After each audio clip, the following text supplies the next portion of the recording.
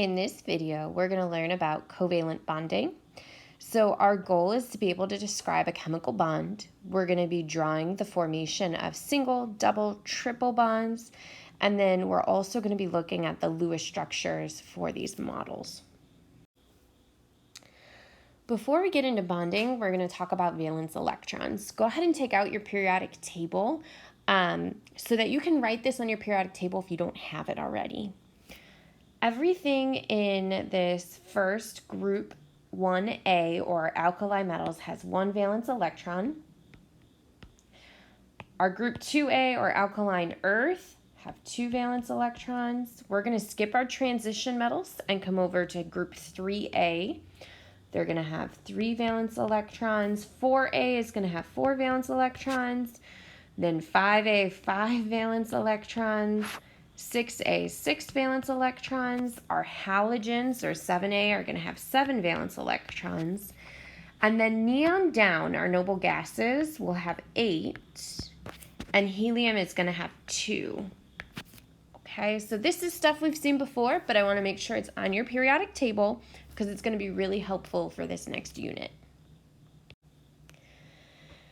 Now we're going to go ahead and look at our Lewis dot structures. And it's a way to show the number of valence electrons for each element. So if we wanted to draw the Lewis structure for just nitrogen, we would go to the periodic table, see that it has 5 valence electrons, and we would draw something like this. So let's go ahead and do some practice. You're not going to have to do this very frequently, but just in case you saw it somewhere, I wanted to introduce it to you. Let's go ahead and look at phosphorus. Phosphorus is a group 5A element, which means it has 5 valence electrons. So we're going to write the symbol, and then we're going to put 5 valence electrons around it. And remember, our valence electrons are the electrons in that outer energy level, and it's important because those electrons are going to be responsible for bonding.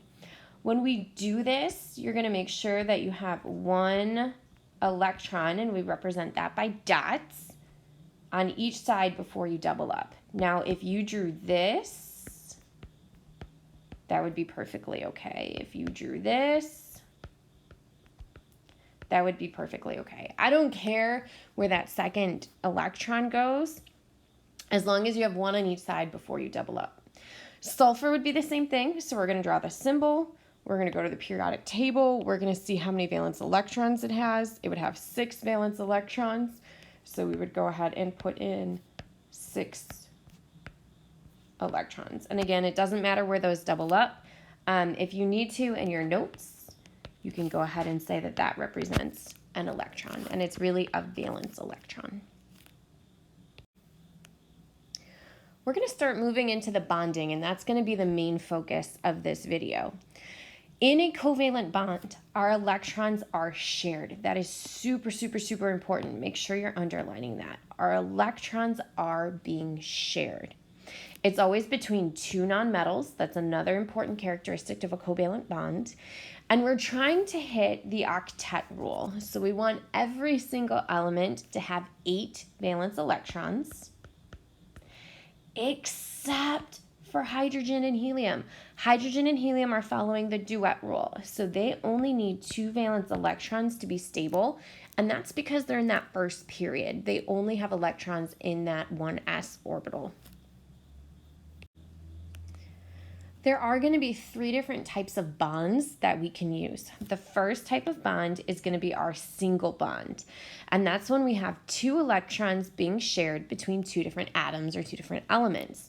So in this case, you have 2 chlorines bonded together, and they have a single bond right here. So if you want to go ahead and draw that structure, you can.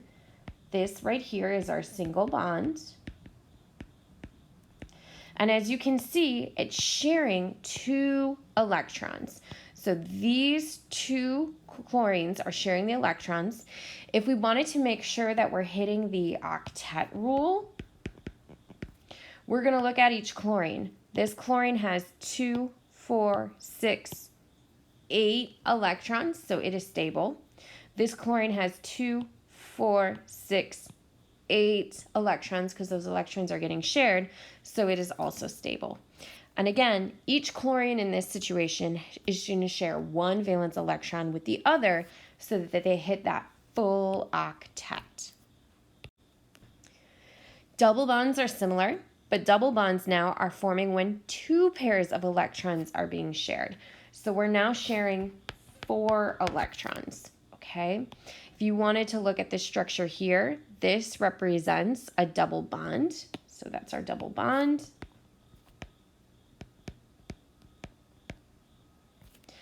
And when we're doing our count, each bond is going to represent 2 electrons. So we know that there's 4 electrons in this double bond. So if we're doing the octet count for this oxygen, we would have 2, 4, 6, 8 electrons being shared.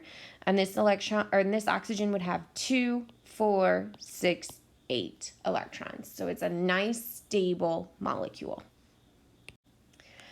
The last type of bond that we might be able to use is a triple bond, and that's when 3 pairs of electrons are being shared, and that also equates to 6 electrons. So 6 electrons are being shared. If we're looking at nitrogen, okay, we have this triple bond right here. So if you want to go ahead and draw out that structure and then label it as a triple bond. If we wanted to check the octet rule, we said that each of these are 2. So we're looking at this nitrogen here. We have 2, 4, 6, 8 electrons on this nitrogen. 2, 4, 6, 8 electrons for that nitrogen. Now we're going to take that information that we just learned about single, double, and triple bonds, and we're going to put it into application. So I'm going to give you a molecule, and you're going to be able to tell me if it has single, double, triple bonds, and kind of what the overall structure looks like. But let's go ahead and take that step by step. So our first step is to calculate the total valence electrons for the molecule. In order to do that, we need to break apart the molecule. We have sulfur and fluorine. If you look on the periodic table, we know that sulfur has 6 valence electrons, fluorine has 7. There's 1 sulfur, but there are 2 fluorines. So we're going to have a total of 20 valence electrons. And that's important because that's the max number of electrons that can go in this structure. The next thing we need to do is identify the atom with the least number of valence electrons. That's going to be our central atom. Big note right here. Make sure you're starring this information. It's super important. Hydrogen and the halogens will never be a central atom. So between sulfur and fluorine, sulfur has fewer valence electrons, so that's going to be our central atom. Our next step is to connect them with a single bond. So we said that sulfur is going to be our central atom.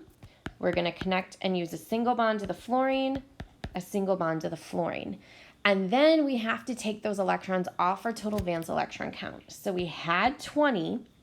Each single bond is worth 2, so that's 4 electrons that we're taking off of our count to give us 16 electrons left. The other thing is I'm okay if you're putting in those 2 electrons here. If that's something that you want to do to help you visualize that there's 2 electrons, that's totally fine. Our next step is to add the remaining electrons to give each atom. And remember that your octet and duet rules come into play. So you don't want to give hydrogen more than 2. You don't want to give any of the others more than 8. So I like to start kind of off to the sides and then go back to the middle. So I've got 16 valence electrons left. Go 2, 4, 6, 8, 10, 12, 14, 16. And if you noticed, I put those in pairs. For this, we were always going to add the electrons in pairs. It's going to make things a lot easier. So our next step is to check to make sure each element fits the octet or duet rule. And if they don't, that's when we're going to start making double or triple bonds. So let's go ahead and count. Fluorine has 2, 4, 6, 8. It is good. Sulfur has 2, 4, 6, 8. It is also good. and this fluorine has 2, 4, 6, 8. So each of these are stable. We've used the total valence electrons we could. We actually don't need to use any double or triple bonds for this example. Now let's go ahead and do some practice. So we have CO2. Our first step was to write C and O. Carbon has 4 valence electrons. Oxygen has 6, and again, we're getting that from the periodic table. There's 2 oxygens in this compound to give us a total of 12. So our total count for this compound is going to be 16 electrons. We are going to find our central atom, which is carbon, because it has the fewer number of electrons, valence electrons. So carbon's going to go in the middle. We're going to draw a single bond to each oxygen. I've used 2, 4 of those electrons already, so now I only have 12 left. I'm going to put those 12 electrons in. 2, 4, 6, 8, 10, 12, and then I'm going to check the octet. So this oxygen has 2, 4, 6, 8. It is stable and hits the octet rule. This oxygen has 2, 4, 6, 8. Oh no, this one is stable and is good. But now let's look at carbon. Carbon has 2, 4, and it is not stable, which means we have to take electrons from one of the other elements. So we're going to take them from here, and we have to form a double bond. Okay. Oxygen still has 2, 4, 6, 8 electrons. Carbon now has 2, 4, 6 electrons. So carbon's still not stable, but we could go ahead and we can borrow 2 more electrons from this oxygen and share it with that carbon. Oxygen still has 2, 4, 6, 8. Carbon now has 2, 4, 6, 8, and it is stable. One of the big things you're going to see with this is using a pencil is really helpful, and it's just a little bit of trial and error. So you're going to have some erasing, you're going to have some figuring out with it, but remember that we're never going more or less than the total number of valence electrons, and everything needs to hit that octet or duet rule. I wanted to show you this slide. So this was the Lewis structure that we created for CO2, but there's also another structure that works. It's just less stable. So if we looked here, this oxygen has 2, 4, 6, 8 electrons, 2, 4, 6, 8 around carbon, 2, 4, 6, 8 around this oxygen, and there's a total of 16 electrons. 2, 4, 6, 8, 10, 12, 14, 16. There's something called resonance structures, which we're going to get to later. For our purposes, I don't care which way you draw it, as long as you're using the total number of valence electrons and every element hits the octet or duet rule. I want you to go ahead and try this one on your own, so pause the video, try it on your own, then hit play to see me walk through it. Hopefully you've been able to go ahead and walk through this. I'm going to go through it kind of quickly just to show you how you would draw this Lewis structure. So you have hydrogen, carbon, nitrogen. Hydrogen has 1 valence electron, carbon has 4, nitrogen has 5, for a total of 10 electrons that we're working with. Now hydrogen has the least number of valence electrons, but we said that hydrogen and our halogens are never a central atom. So I'm going to actually put carbon in the middle, nitrogen, and hydrogen. I've used 4 of my electrons so far, so I have 6 left. Hydrogen follows the duet rule, so I'm never going to have anything more than a single bond to hydrogen. I'm going to go ahead and put those 6 electrons around nitrogen. Now when I do my octet count, nitrogen's fine, but carbon's not. So I would go ahead and erase a pair of electrons from the nitrogen and share them with the carbon. Nitrogen's still stable, but carbon's not, so I can go ahead and remove another 2 electrons from the nitrogen to share them with the carbon, and this is what the Lewis structure for HCN would look like. There are some quick terms that are going to help us with the geometry that we're going to learn later on, and that's a bonding pair. A bonding pair of electrons are electrons that are shared between two atoms. Okay, so we talked about our single, double, triple bonds. Our lone pairs, that's new. Our lone pair of electrons are not involved in bonding. So this would show that there is a lone pair right here. This would be another lone pair, one lone pair of electrons. So I want you to go ahead and see if you can determine how many lone pairs and bonded pairs are in this F2 Lewis structure. And as you can see, this is a little bit different. Okay, it's just showing where all the electrons are. For our purposes, when you draw a Lewis structure, I would like it to be an actual bond. Hopefully you've been able to count. There are 6 lone pairs and 1 bonded pair. And that's this right here. The last structure we're going to look at is a polyatomic ion, and that's a covalent compound with a charge. It's either gained or lost an electron, and that's going to be super important for our total electron count. For polyatomic ions, if we see a +1 charge, that means we lost an electron in the total count. If we see a -1 charge, that means we gained an electron in the total count. So if we were doing OH -1, we have oxygen, we have hydrogen. Oxygen has 6 valence electrons, hydrogen has 1. So right now we have a total of 7. This -1 charge means that we gained 1 electron, so we're going to add that to our total count for 8 electrons. We're going to draw a single bond between the two. We know that hydrogen never has lone pairs, it's just that single bond. So we're going to put the other 6 around oxygen.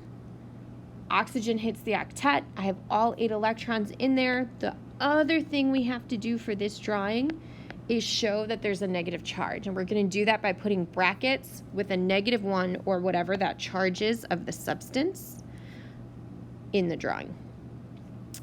We are going to do a lot of practice with this. If you have any questions, make sure you're writing those down in your notes right now or as you are going through the video, and then we will address those at the start of class next time we meet.